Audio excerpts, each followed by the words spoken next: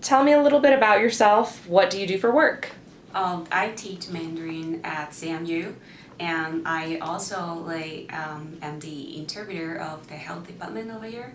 And what else? I also interpret for lawyers in town. So as far as teaching Mandarin and interpreting, what's the big difference? What are some of those challenges that you have? It's very different. Okay. It's like teaching Mandarin is you have to know what you're doing, and you have to make sure your students understand what you're saying. Make sure they actually learn what they're supposed to learn. And for interpreter, communication is very important. You have to make sure they understand the information you're giving out. Can you give us an example of a miscommunication experience in your time spent interpreting?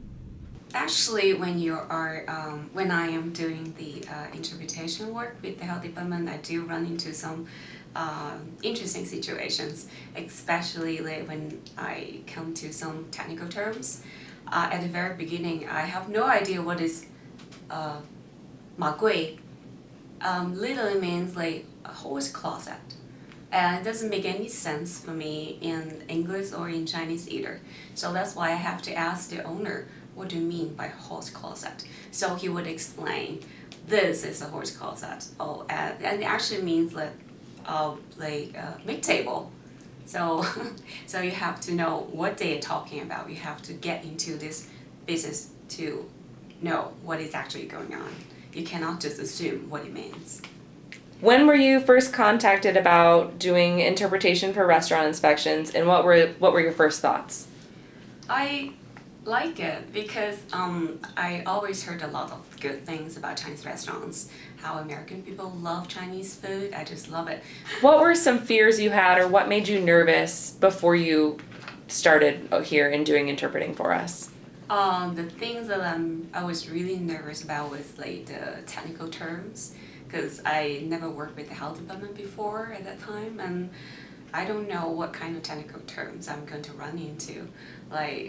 Finally, I did run into some very interesting ones, like a horse closet again. So those are very interesting ones. How did you work around that? Was it conversations with your team, or was it conversations with the restaurant you were working with?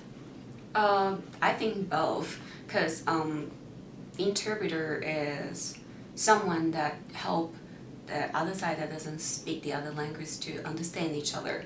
So sometimes when I don't understand some technical terms or not familiar with it, I have to make sure I understand, make sure that we're on the same page, and then so I can make sure the restaurant owners or whoever is in charge of the kitchen understand what we're talking about. So it's all about communication.